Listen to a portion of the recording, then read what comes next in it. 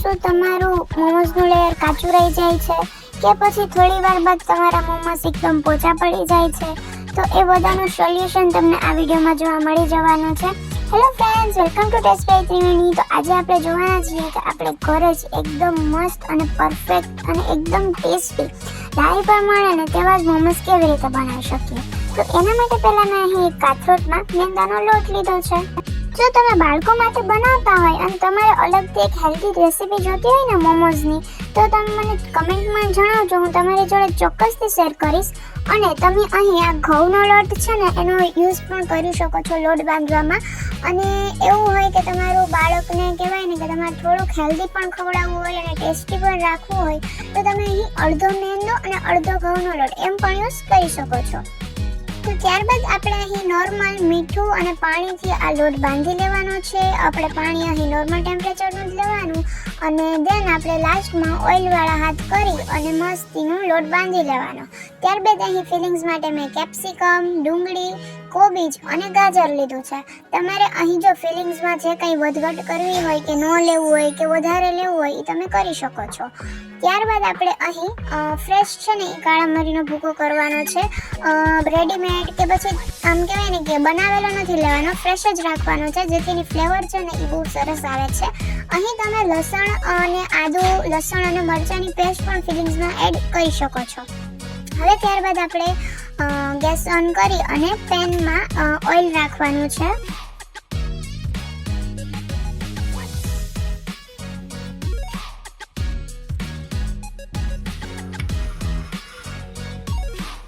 તો અહીં છે ને આપણું ઓઇલ એકદમ ગરમ થાય એટલે આપણા બધા જ વેજીટેબલ્સ નાખી અને સોતે કરી લેવાના છે.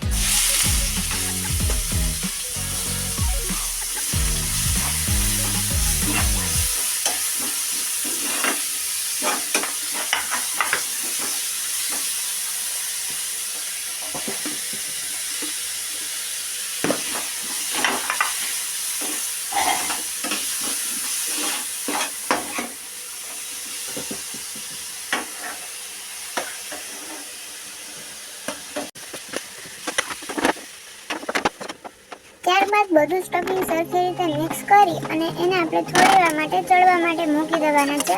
અહીં ચડવું તો ન કહેવાય, પણ આપણું જે કહેવાય ને કે બધું શાકભાજીમાં અને સ્પેશિયલી કોબીમાં અને ડુંગળીમાં જે પાણી હોય ને એ આપણે થોડીક વાર ગેસ ઉપર રાખશું ને તો પાણી એનું બળી જાય છે, જેથી આપણી સ્ટફિંગ છે ને એકદમ આમ કહેવાય ને કે પાણી એમાં ન રહેવું જોઈએ, જેથી તમારા મોમોઝ તમે ગમે એટલી વાર રાખશો ને 2-3 કલાક સુધી પણ તમારા મોમોઝ એમને એમ જ રહેશે.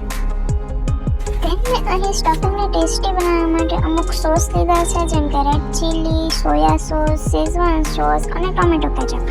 તો તમે અહીંયા જો નાખવું હોય તો નાખી શકો છો. ક્યારેક એવું થાય કે નોર્મલ મોમોઝ ખાઈને કંટાળી ગયા, હવે કોઈક અલગ ફિલિંગ જોઈએ છે વેજીટેબલનું, સો ડેફિનેટલી તમે આવું કંઈ સૂચ નવું ટ્રાય કરી શકો છો. સ્પાઇસીનેસ માટે મેં અહીં થોડો રેડ ચીલી સોસ એડ કર્યો છે. તમે ચાહો તો આને સ્કીપ પણ કરી શકો છો અને આની જગ્યાએ તમે કોઈ કહેવાય ને કે કાળા મરીનો ભૂકો છે એનું પ્રમાણ થોડું વધારે દેવાનું, એટલે આપણી જે તીખાશ છે એ પ્રોપર બેલેન્સ થઈ જાય. અહીં ફિલિંગ્સમાં મસાલા, મીઠું એ બધું નાખતી વખતે તમારે ધ્યાન રાખવાનું છે કે આપણે ફિલિંગ્સ છે ને એમને એમ નથી કંઈ નાખવાની, આપણે છે ને એની બહાર મેંદાનો લોટનું એક પડ આવવાનું છે. એટલા માટે આપણે ફિલિંગ્સ છે ને આમ થોડીક વધુ જેમ કહેવાય ને મસાલેદાર રાખવાની છે, જેથી આપણા લોટ હારે છે ને એનો ટેસ્ટ પ્રોપર ઇન્હેન્સ થઈને આપણને આવે અને આપણા મોમોઝ એકદમ બાજરા બને. અહીં મેં થોડોક છે ને ટોમેટો કેચઅપનો યુઝ કર્યો છે. આઈધર ઓર તમે શેઝવાન ચટણી છે યા ફિર તો કોઈ બી તમારી પાસે પિઝા સોસ, પાસ્તા સોસ, કાંઈ એવું નાની મોટી કોઈ પણ વસ્તુ હોય તો તમે એડ કરી શકો છો. બાકી ચાહો તો આને સ્કીપ પણ કરી શકો છો.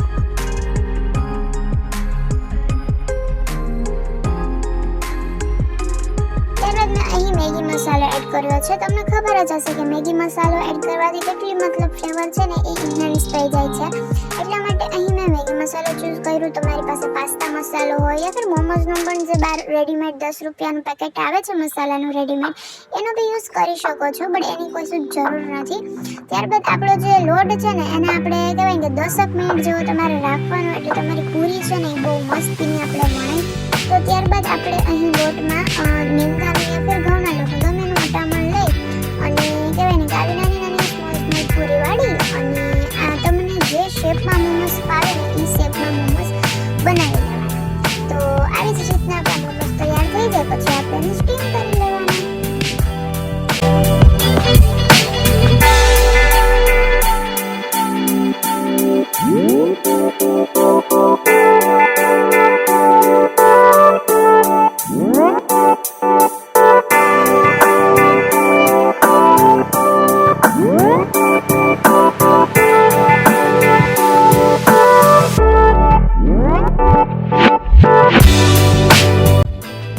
ત્યારબાદ અહીં મેં જે સાઈડમાં સ્ટીમર હોય છે ને એ પણ મેં અહીં મૂકી દીધું છે પાણી એમાં ગરમ કરવા.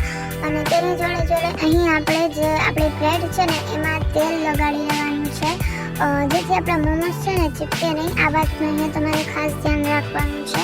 તો તમે માનો કે મતલબ આ એક આપણી બેચ થઈ ગઈ મોમોસની, પછી આપણે બીજી કરવી છે ને તો ઓઇલ લગાડવાનું જ, કારણ કે લોટ આપણો કાચો હોય ને એટલે પાણી હોય અને લોટ હોય એટલે છે ને પછી એ ચોટી જશે તો પછી મોમોસ સરખા ઉખેડશે નહીં અને તમને મતલબ કહેવાય ને કે મજા જ આખી વહી જશે. એટલા માટે આવી જ રીતના તેલ લગાડીને જ પ્રોપર તમારે મોમોસ મૂકવાના. અને જેમ પાણી ઉકળી જાય એટલે કશું જ નહીં, આપણા મોમોસ જે બનીને આપણી પ્લેટ રેડી છે એ પ્લેટ આપણે મૂકી દેવાની અને થોડીક વાર કહેવાય ને કે આમ રાહ જોવાની છે, પછી તમને મસ્ત ને એકદમ બાર જેવા મોમોસ છે એ તમને મળી જવાના છે.